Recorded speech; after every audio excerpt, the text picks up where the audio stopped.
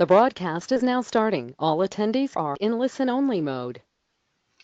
Hello, everybody. I'm Donal Murphy, Marketing Programs Manager at PacBio, and I want to welcome everybody to the PacBio webinar series. The PacBio webinar series is a year-round offering that showcases cutting-edge research that takes advantage of the power of smart sequencing and provides insights and unique perspectives from top scientists, researchers, developers, and/or industry ecosystem partners. It's my pleasure today to introduce my colleagues who will present in the following order. Laurie Aero, Senior Director of Clinical Genomics, followed by Principal Scientist Cheryl Heiner, who focuses on clinical application development. The presentation portion of the webinar will be approximately 45 minutes, followed by a questions and answers session.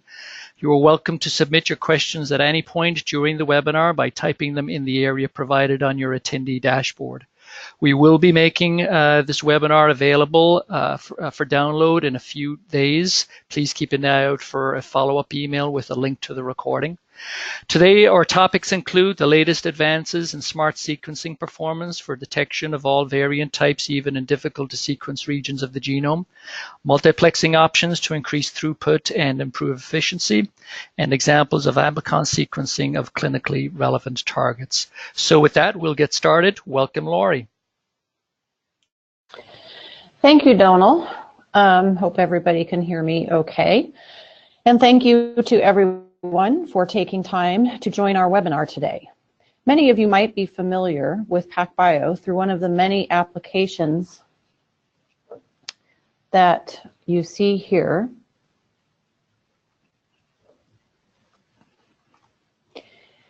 But it is my pleasure today to tell you about PacBio's single molecule real-time sequencing, also known as smart sequencing, and in particular to focus on how you can apply smart sequencing to your targeted sequencing needs with amplicons.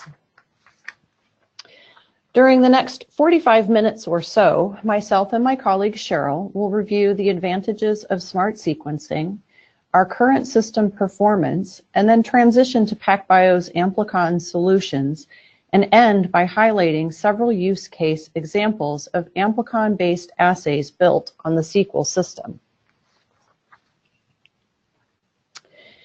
Our unique technology gives our data unique advantages. The underlying performance characteristics of smart sequencing are shown here, but it really is the combination of all of these characteristics: long reads averaging up to 30 kilobases in length, the ability to generate up to 20 gigabyte bases of data per smart cell, being able to sequence a wide range of insert sizes with our high consensus accuracy that is free of systematic errors, that produces greater than 99.999% accuracy levels, and our ability for long reads to have high accuracy single molecule resolution.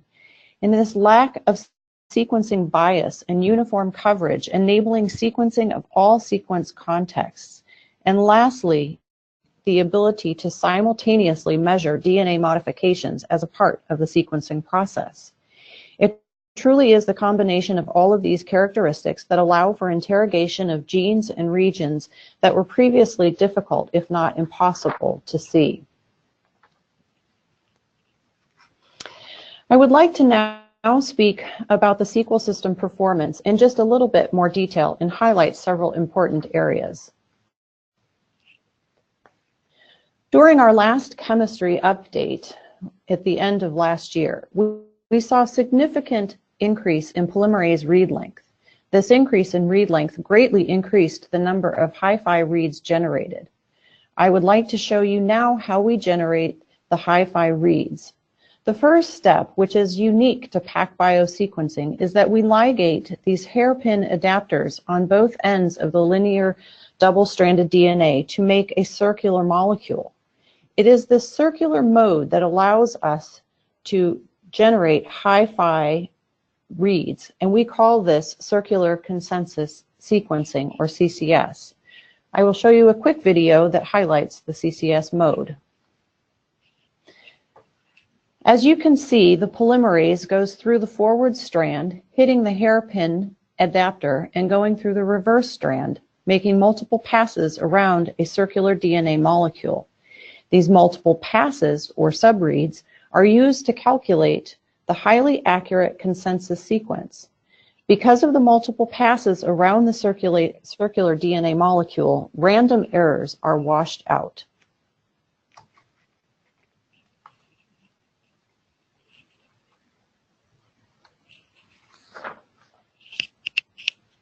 The consensus accuracy is a function of your required accuracy and coverage level. Here you can see, for example, that if you require an accuracy level of greater than 99.999%, you will need only slightly more than 40x coverage.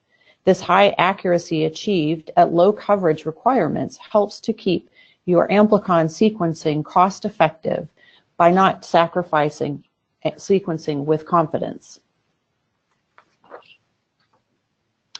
The next feature I would like to highlight is our ability to generate uniform coverage. Most sequencing technologies suffer from coverage bias, which causes difficulties in sequencing AT-rich or GC-rich DNA regions, highly repetitive sequences, long homopolymers, and palindromic sequences. This can lead to an incomplete genome coverage. In this example, on a human genome sample, on the x-axis, you see the GC percentage, and on the left is the very rich AT region of the genome, and on the far right is the very GC-rich region of the genome. As you can see, there is a very flat profile, meaning even coverage, regardless of the GC content.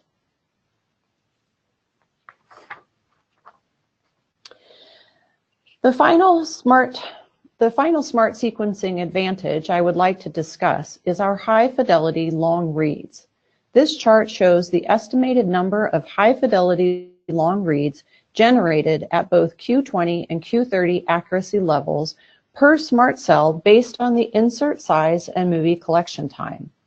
So at a Q30, the probability of an incorrect base call is 1 in 1,000, or the inferred base call accuracy is 99.9%. In this example, for a 1 kb amplicon run on a 10-hour movie and filtered for Q30 accuracy, you will get over 500,000 reads. On the other end of the size spectrum, at an insert size of 10 kb and a 20-hour movie filtered for Q30, you will generate more than 100,000 reads. So now we have discussed all of the advantages of SMRT sequencing, generating high-fidelity long reads, and it is because of the combination of these advantages that allows us to capture all types of genetic variation. You can now go beyond hundreds of bases in your routine amplicon sequencing to detect all variant types, including structural variation, rare SNPs, indels, copy number variations, microsatellites, haplotypes, and observe fully phased alleles in their entirety. So we have reviewed the advantages of SMRT sequencing and our current system performance. I would like to transition to PacBio's Amplicon solutions. Our Amplicon sequencing can capture your regions of interest in high resolution. You can target genes or regions from several hundred base pairs all the way up to a 20 kb insert size. We have simplified primer designs and scalability with multiple barcoding solutions. None of this is sacrificed in terms of quality, and you will sequence with confidence in your results. With PacBio, it is easy to go from DNA to target to answer quickly and efficiently. This slide just shows our workflow, where you can see in the library prep step, complete template preparation can be completed in as little as 6 hours. We have rapid sequencing times that vary between 0.5 hours to 20 hours, depending upon your coverage needs. You can serially process multiple SMRT cells, and we have a wide variety of analysis methods available through the SMRT Analysis portfolio. Primer design can sometimes feel more like an art than a science, and designing the best primer can significantly affect the success or failure of your assay. PacBio's primer design is much simpler than what you have for short read or Sanger sequencing. As insert sizes increase, as the inserts of interest become longer, then you have multiple primer sets as highlighted on the left side of the slide, and you have to walk yourself through these regions. That's not necessary for PacBio because of our long reads. All you need is 2 primer pairs and long-range PCR, and then the amplicon is sequenced at full length, giving you greater flexibility in where you place your primers, so it is not necessary to design your primers within the target region. This, of course, is especially important if you are looking at repetitive regions with high GC-rich context, or where you might be limited on primer placement. As the complexity of your area and the genes of interest increases, the process of Sanger and short read sequencing increases as well, which requires assembly of these multiple amplicons. With PacBio, there is no assembly required. Next, I would like to show you an example of how our simplified workflow translates into the lab. In this example, we highlight how PacBio can simplify and make more efficient your laboratory workflow. Here, the Boras lab is using PKD1 as the gene of interest. Sequencing through this difficult gene requires a complicated and expensive workflow that includes long-range PCR with greater than 50 nested PCR reactions and Sanger sequencing, followed by another technology, MLPA, for copy number variation detection. With PacBio, the workflow is much more efficient, bringing the process down to 5 long-range PCR reactions and direct full-length amplicon sequencing, making your work much more effective and cost-efficient. Multiplex sequencing allows large numbers of libraries to be pooled and sequenced simultaneously during a single run on the Sequel system. Our multiplexing is supported with 3 barcoding options: barcoded primers, barcoded universal primers, and barcoded adapters, providing flexibility to incorporate unique sample identifiers during target amplification or library preparation step as required by your amplicon sequencing needs. Here is an example workflow using pooled barcoded amplicons. This example shows specific targeted primers with the barcodes incorporated directly into the primers, but you can also use the 2-step PCR process approach as well. PacBio has a set of 384 barcodes that are optimized for smart sequencing. These barcode sequences can be added to the ends of the PCR primers, generating potentially hundreds of barcoded amplicons, which can be pooled into one SMRT Bell library prep and sequenced on one SMRT cell. Data is then demultiplexed by barcode, and analysis is performed separately on each sample. Finally, I want to show an example of barcoding in the extreme. Dr. Hebert of the Center for Biodiversity Genomics is working on the Barcode of Life project. Here is an example of his barcoding and multiplexing design. He has 100 forward primer barcodes and 100 reverse primer barcodes for a possible combination of 10,000. Now, most people will not require this level of multiplexing, but it is fun to show that it is possible and happening right now.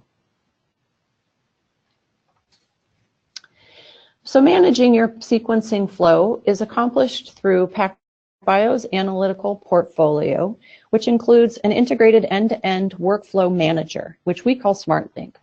SmartLink allows you to manage from sample setup to results in one easy-to-use interface, managed through modules that cover sample setup, run design, run QC, data management, and smart analysis.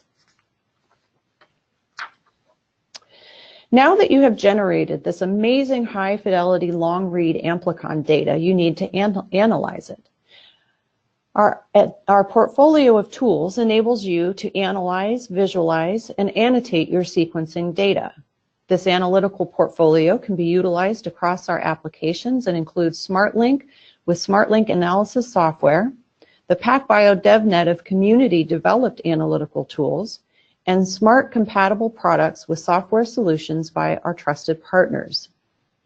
So now that we have walked through the PacBio Amplicon solutions, it is time to show you some real use case examples. And I will now turn the presentation to my colleague Cheryl, who will take you through those examples.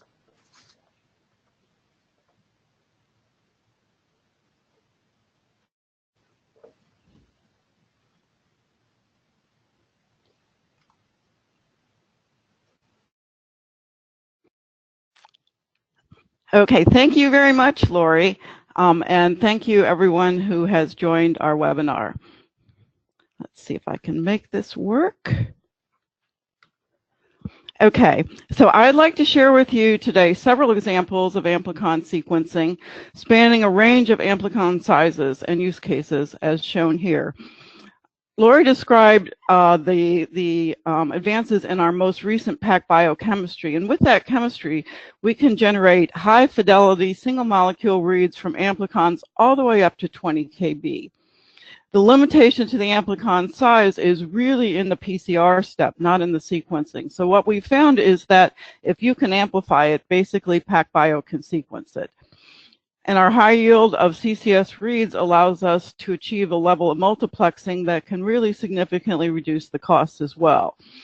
The multiplexing level is typically higher for, obviously, for shorter amplicons, especially the case that Lori just mentioned, but multiplexing is still possible for even the longest amplicons. So now let's start with a very short amplicon for PacBio. In the range of 300 to 600 base pairs. And what we're showing here are results from a collaboration with LabCorp, which were presented in a poster at ASHG last fall. So the goal of this collaboration was to sequence clinically relevant amplicons using barcoded M13 primers at a high multiplex level, in other words, something in the hundreds to thousands of samples, and generate variant calls that were concordant with Sanger sequencing. So for this project, we used a two-step PCR approach with barcoded M13 primers, as shown on the left.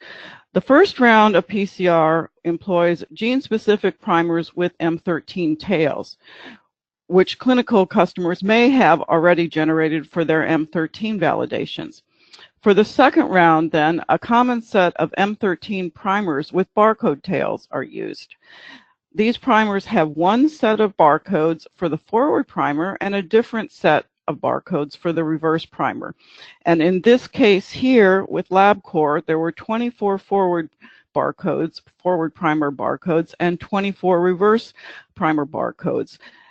Used in all combinations, it would achieve a multiplexing level of greater than 500-fold. And LabCorp did actually a 384-fold multiplex.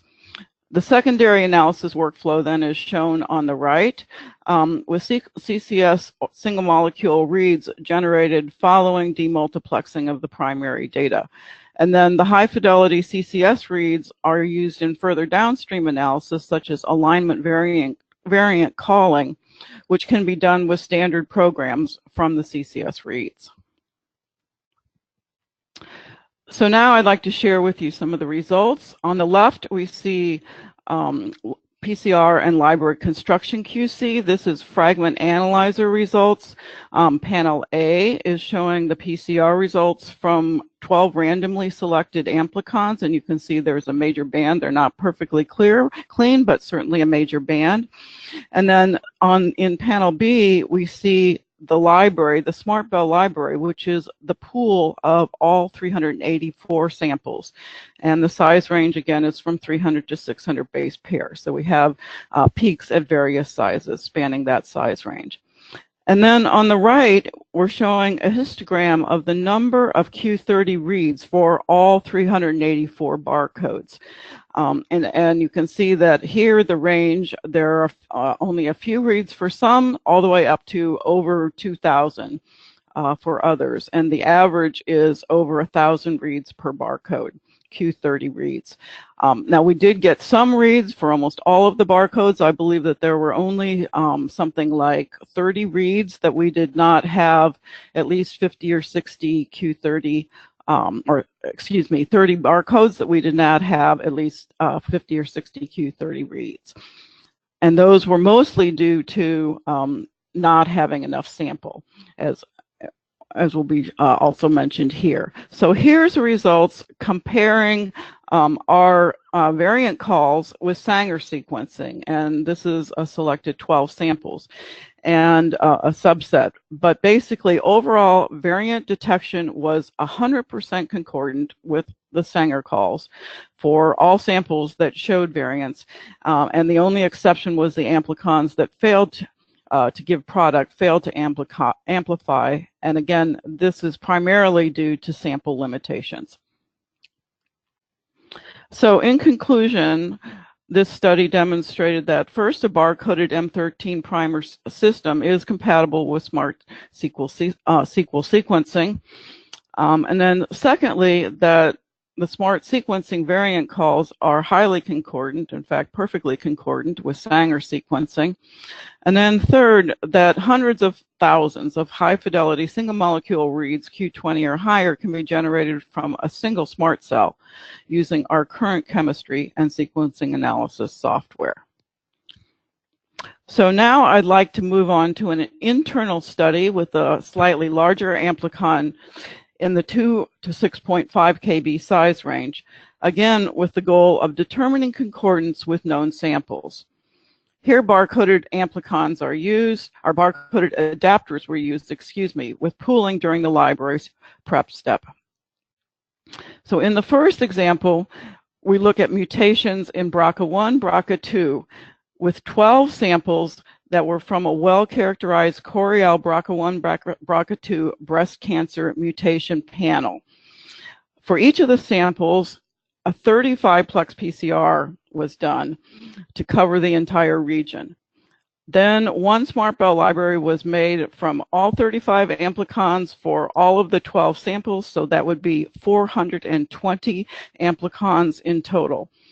All in one library. And then with CCS analysis used here, we found that 100% of the expected germline variants were there at an appropriate allele frequency, indicating heterozygosity. So we have one example highlighted on the right, which clearly shows a heterozygous variant. So a second example shown in this poster is HLA, which is a very important use case for our customers. So in this study, we multiplexed 16 samples, and amplification PCR was an 11-plex of the HLA genes shown on the right, HLA A, B, C, DPA1, DPB1, etc. And so the amplicons were in the 3.5 to 6.5 kb size range, and the total pool size with the 16 samples and 11-plex was 176 amplicons. And in this case, so that's for one SMRT cell. And in secondary analysis here, we used our amplicon analysis program, or LAA, to call variants. And with LAA, we determined phased haplotype consensus sequences at greater than 50 QV accuracy, with 100% concordance to the reference sequences. And in addition to that, there were 7 previously unknown alleles that were discovered. So in conclusion, we found that the sequel system fully supports targeted amplicon sequencing in this 2 to 6.5 kb size range with different barcoding options and 2 analysis workflows, CCS or LAA, both capable of very high accuracy variant calling.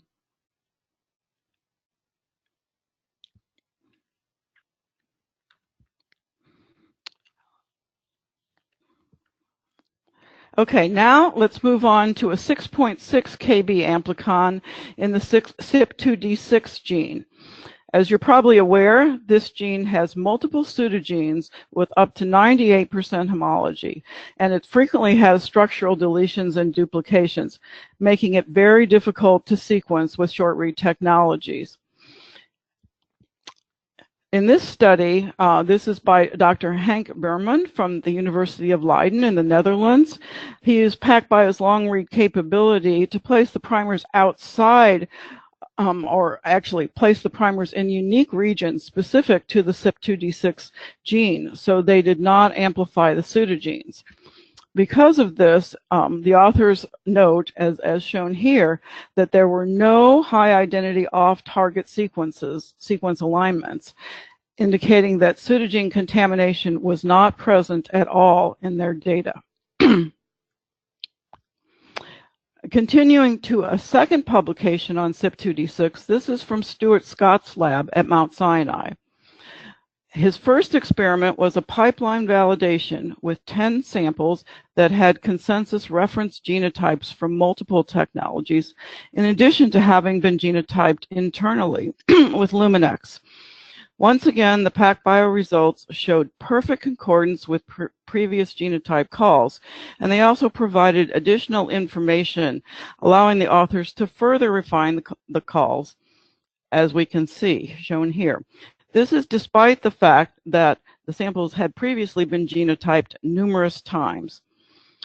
For example, one sample had an upstream amplicon, indicating that it was duplicated, even though this had never been seen before. The SMRT sequencing result was then confirmed by TACMan. In fact, this turns out to be actually a fairly common allele in the Asian population. And then other genes were refined and new novel alleles were discovered.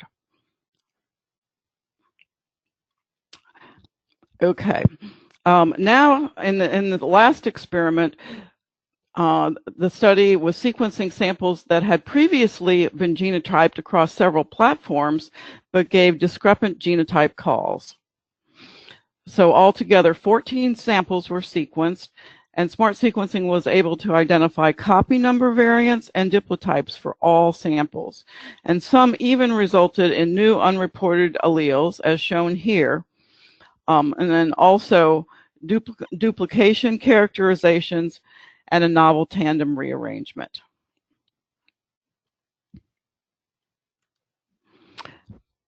And now one last example on CYP2D6, and this is what Stuart Scott presented at ASHG last fall. Here looking at a 5 kb amplicon from a single sample where they clustered the reads based on their genotype. And you can see clear clustering into 2 haplotypes.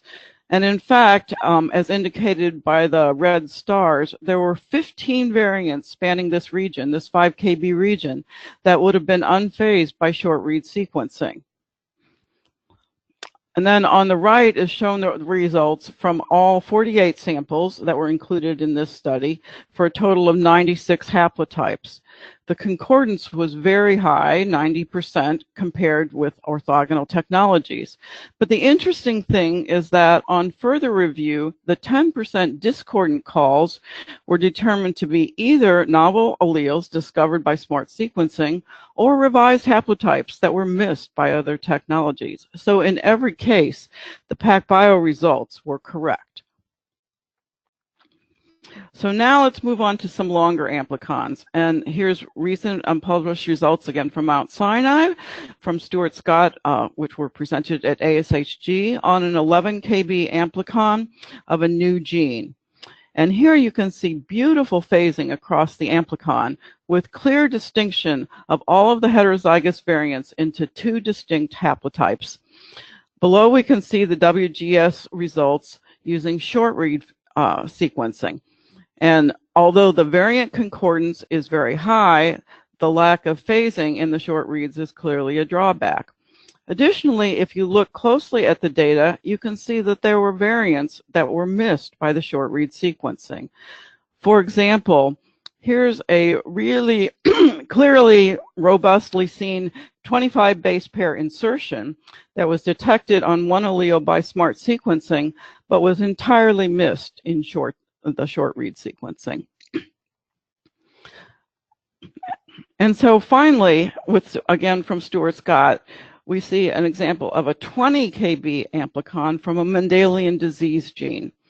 The reads are 20,000 base pairs in length, spanning the entire gene, and once more, you can see how easily and cleanly the two haplotypes separate, providing complete information about this particular gene in one amplicon. And Dr. Scott noted that they're encouraged by having the ability to phase across this region, which includes 25 different haplotype or heterozygous variants, and are excited about the possibility of using 20 kb amplicons to scaffold across even larger genes. So now to review the benefits of SMRT sequencing, we have a simplified workflow with a single primer set per target region up to something like 20 kb, and then long reads that span the entire target regions, so no need for assembly. The need for assembly is basically eliminated. It's cost effective with sample barcoding and pooling, driving down the cost per sample. And then also sequencing a single amplicon per target region reduces the chances of dropouts and the need for resequencing. And we have flexible multiplexing options per SMRT cell. SMRT sequencing has reduced time to results, so there's less time required for amplicon design, primer validation, sequencing, assembly, and then repreps for dropouts. And then also, as Lori pointed out, the library prep and data collection has options for quite short turnaround time, hours instead of days. And then finally, and most importantly, SMRT sequencing is the only technology that's capable of generating long reads with very high, like Q50 accuracy at the single molecule level. And this enables PacBio to call all variant types single nucleotide variants, structural variants, and copy number variants. So if you'd like to try out PacBio amplicon sequencing, we have a number of service providers throughout the world shown here, and please contact us for further information. We'd be happy to put you in contact with a service provider near you. We also have several documents on our website on topics that we've discussed, which are available for you to download. For example, our Amplicon template prep guide, our targeted sequencing best practices guide, guidelines for barcoding, a barcoding analysis overview, and a CCS tutorial. So with that, I'd like to thank you very much for your attention and open it up to questions. Thank you. Thank you, Cheryl. Thank you, Lori. And just a reminder to our attendees, if you do have a question, you can pop it right into the question panel that's on your attendee dashboard. So we'll kick the Q&A off with the first question to either one of you. The question is, do you have any recommendations for amplification conditions? We do provide recommendations with our barcoded universal primers for PCR systems that we've used, and that comes with Fusion. With the barcoded M13 primer work that we did with LabCorp, we also used Hi-Fi, Kappa Hi-Fi Hot Start. And we certainly have used other long-range PCR kits for various applications and various sequences. We can also look at the references for the various long amplicon use cases shown here, and see the PCR kits that were used there. Thank you. Next question then is, how large an amplicon have you been able to generate? Yeah, that's a very good question. So the 20 kb example from Stuart Scott's lab at Mount Sinai, that is one of the longest that I've seen with very nice clean data.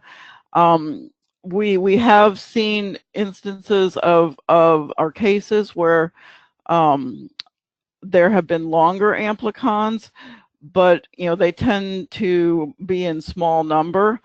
Again, it's basically working out the PCR conditions to get robust PCR of those longer fragments, and that's an area that we will be looking into, and certainly looking to input and help from the community. But yeah, it's a very good question, and somewhere in the 20 kb size range or so is about as large as I've seen. Okay. Next question is there any issue with sequencing very high GC content? Oh, I'm so glad you asked that question. And I think Lori had a slide that spoke to that. Actually, we have not seen any issue at all with sequencing any type of specific or skewed sequence context or secondary structure or other types of sequences that perhaps have given rise to problems with other technologies. It appears as though the polymerase that's used in our sequencing is quite robust to just about all sequence contexts. I can truly say that I have not seen a sequence context that we have not been able to sequence. And how much sample is required for amplicons? Another good question, and that it depends on the amplicon size. So anywhere from something like 250 nanograms for those small 300 to 600 base pair amplicons, all the way up to, perhaps something around a microgram or so for the larger, say, 10 to 20 kb amplicons. Although we're working on getting by with less than that with newer protocols. Okay. And the next question is, what are the movie time recommendations? Yeah, and again, I think that Lori had some indication of that in one of her slides. So it depends on the amplicon size. So obviously, more passes around that insert sequence will give you a higher consensus accuracy, and it will take longer to get more passes, obviously much longer for, say, a 20 kb amplicon than for a 500 base pair amplicon. So the collection times can range anywhere from something like 6 hours all the way up to 20 hours. Those are, that's kind of the typical range. Okay, we have a question. Let me get this question right. So the question reads, so the longer the amplicon is, the lower the accuracy is. So the higher the cost is if you want to reach the same accuracy. Is that true? So, yeah, I mean, if it obviously, again, you need the accuracy goes up as you have more passes on that molecule, more reads on that particular molecule, or more copies. It doesn't have to be more passes on a single molecule. It could just be more copies of that molecule, and so we can easily get many passes on short molecules. If it's a 20 kb amplicon, and you want to get 10 passes, that's a pretty long read, right? So yeah, so I think that it's true that you can either multiplex less samples, and that's typically what's done if you have longer amplicons, and then you definitely want to collect, do your movie collections as long as possible, so 20 hours to make sure that you get as many passes on those molecules as possible. Next question is, has anyone ever used this approach to sequence plasmids? Sorry, sequence what? Plasmids. Plasmids. Oh, yeah. I mean, certainly plasmids can be sequenced. Now, the SMRT library template configuration is the easiest way to sequence, and what our system is adapted to. So you would convert the plasmids, you would linearize the plasmids, and then add the hairpin adapters on either side. And that, that is probably quite easy to do with a restriction digest. And do you suggest any adjustments to the instrument loading concentrations when sequencing amplicons versus shotgun DNA libraries? Another very good question, and yes, the answer is it's not so much a difference in amplicons versus shotgun libraries as it is the loading difference would depend on the insert size for the template, because here we're wanting to load roughly a similar number of molecules, but in terms of the mass, obviously a 10 kb library has 10 times the mass of a 1 kb library for the same number of molecules. So in terms of the nanogram or picogram amount, it would be higher for a larger library.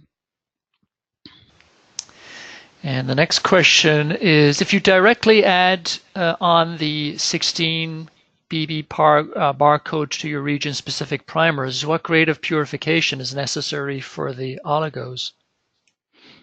Okay, right. We do recommend that you have HPLC purification if you're generating your own barcoded primers, and because if you have truncated oligos that do not include the full barcode length, or they do not include most of the full barcode length, then those reads will not be demultiplexed, and it'll just be a loss in terms of the amount of information that you get per cell. And will these procedures in general also work for non-diploid genomes like polyploids? Sure. I mean, so I guess what we've mostly been focusing on here is amplicons, and so you can generate amplicons from any organism that you desire. But yes, I mean we can sequence non-polyploid plant samples, which has been done quite frequently. And any hints to why other sequencing technologies miss the 25 BP in your example? I'll have to look at that more. It's a good question. I don't know the answer to it, but you have inspired me to go take a second look and see if I can figure that out. So can the sequel be used in bisulfite sequencing? For bisulfite sequencing? Yes. So sure.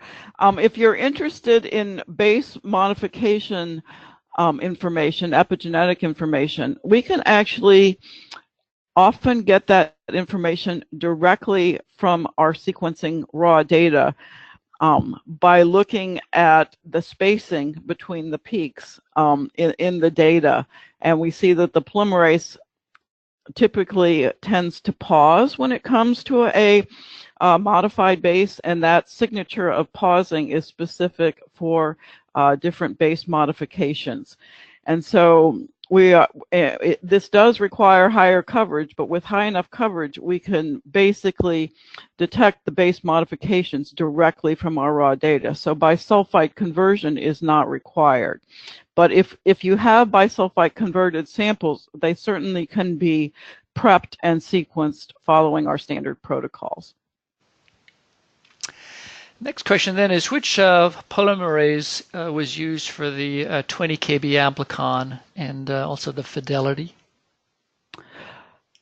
Oh, for the PCR step, I'm not sure on that. It's a good question. I mean, for the sequencing, obviously it's all our kit, but I'm not sure because that's unpublished information. I'm not sure what PCR conditions were used on that.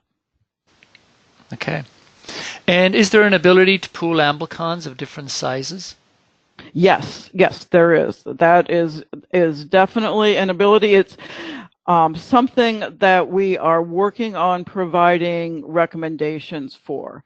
It's just kind of recently become something that we can do quite well with our more recent chemistries, and so yes, it can be done, and I think we'll have recommendations soon. The next question is, how do you decide between the bar-coded primer or the bar-coded adapters? Right. So obviously, if you don't do PCR, if you don't have amplicons, then you need to use the bar-coded adapters. For example, if you're multiplexing different microbes, which you certainly can do on one sequel cell, you can multiplex 6 or 8 or more microbes for microbial genomic sequencing. So in that case, with sheared samples, you would use bar-coded adapters. For amplicons, it depends. If you have pre-existing amplicons that you want to multiplex, you don't want to go back and redo the PCR, then again, you would use bar-coded adapters. If you're going to be doing high-throughput multiplexing, multiplexing of a particular amplicon, then it would make a lot more sense to use bar-coded primers and pool for one library prep. So then basically, you generate one sample following the PCR, the individual PCR reactions. Those reactions are bar-coded, so you can pool them for one sample into library prep. So, that would definitely be preferred for the high multiplex level. If you're now, the other cases in terms of amplicons that I'm aware of where bar-coded adapters may be used is when you're just working out your PCR conditions. For example, for the long 20 kb amplicons, you might not want to complicate the PCR with barcodes in your development work. So, the initial multiplexing experiments could be done with bar-coded adapters. Thank you. Next question is, what blood DNA isolation method did you use for making the SMRT library, and how does it take you to isolate the qDNA? Sorry, what was the beginning of the question? Beginning of the question is, what blood DNA isolation method did you use for making? I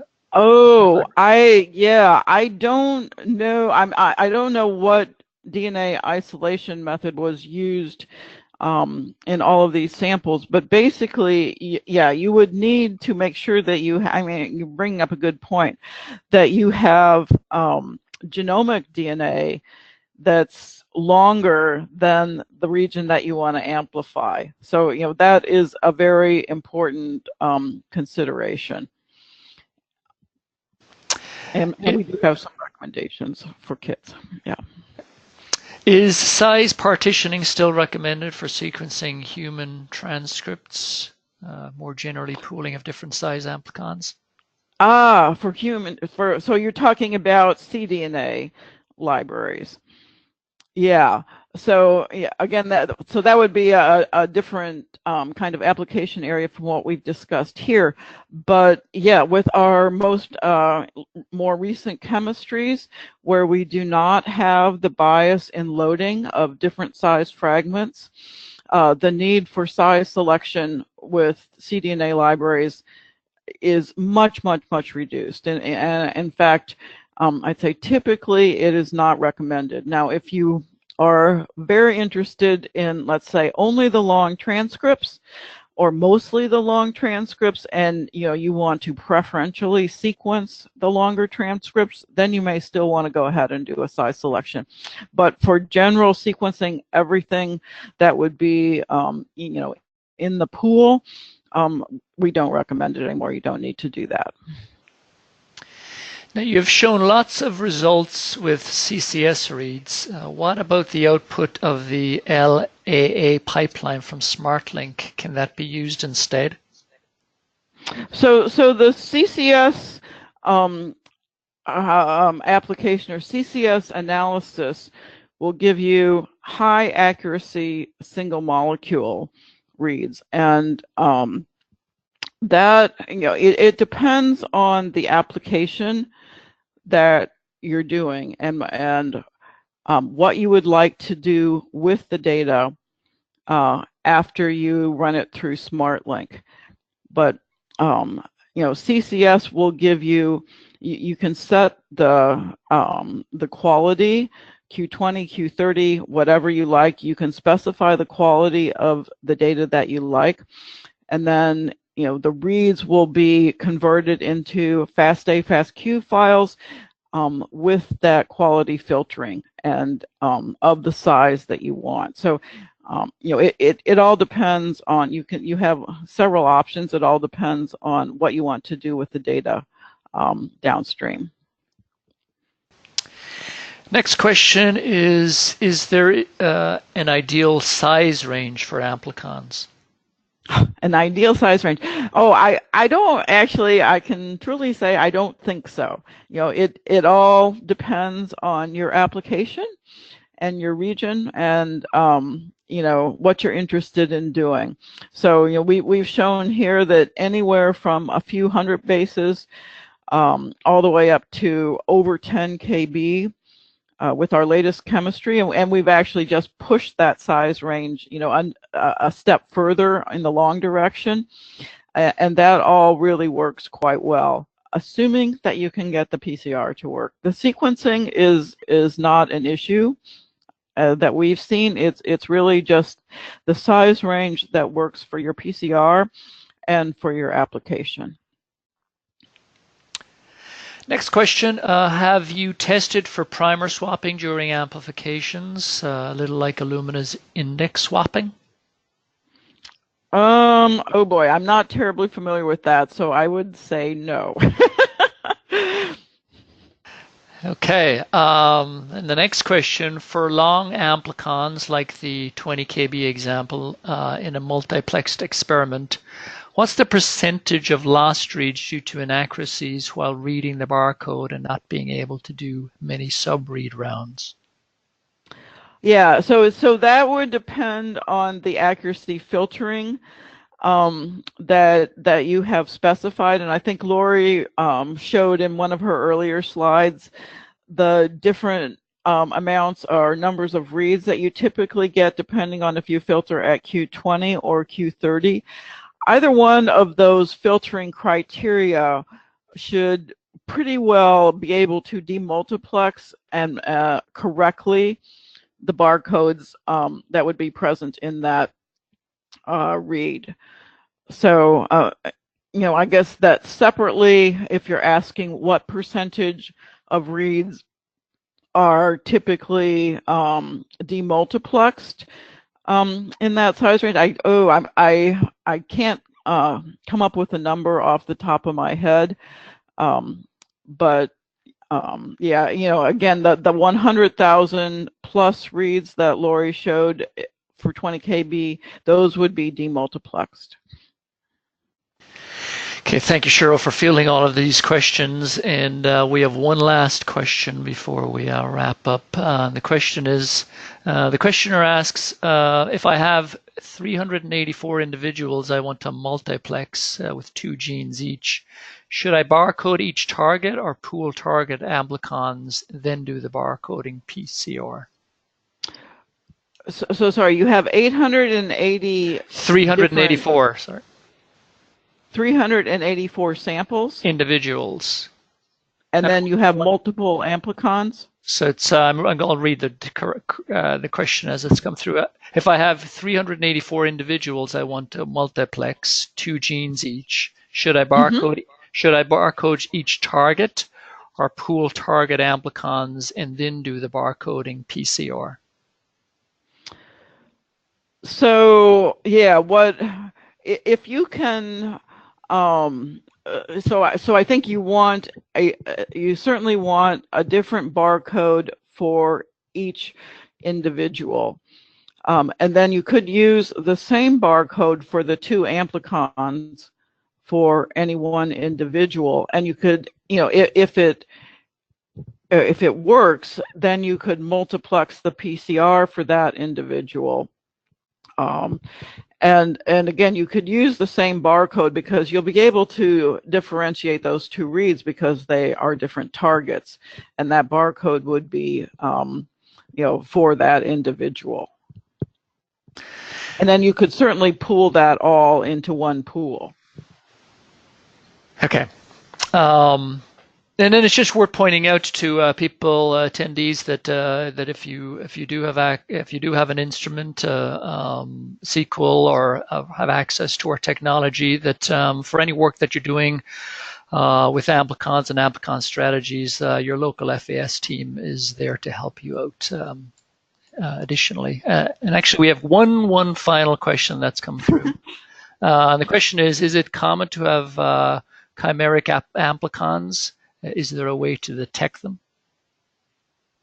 Yeah, that's a good question. It depends on the samples, the application and so forth. Yeah, chimeric amplicons can be a big problem if you have very closely related sequences in the same sample that you're amplifying. And so we did look at this quite extensively with our totally different application with 16S PCR, and have some recommendations in our 16S PCR protocol for avoiding chimeras in the PCR step.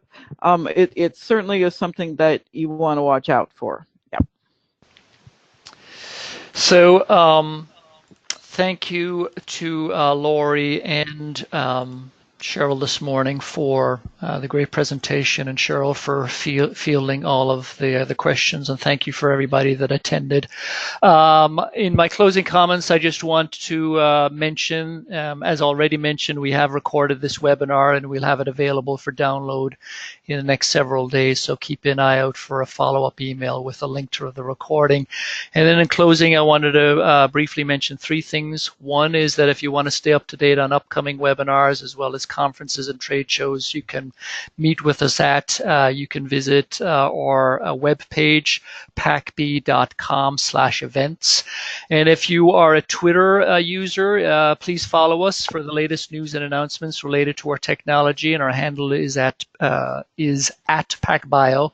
And finally, as you can see on the slide that is being displayed, if you have an interesting research project that could benefit from SMRT sequencing, we do have a SMRT grant program, so consider applying for a SMRT grant to win free sequencing, and you can stay up to date on available grants and deadlines at pacb.com/SMRT grant, as you'll see there at the bottom right of your screen. So with that, again, thank you, Lori and Cheryl, for your time today, and thanks for everybody else for joining us. I hope you'll join us again for a future webinar. And with that, take care and have a wonderful rest of your day. Bye-bye.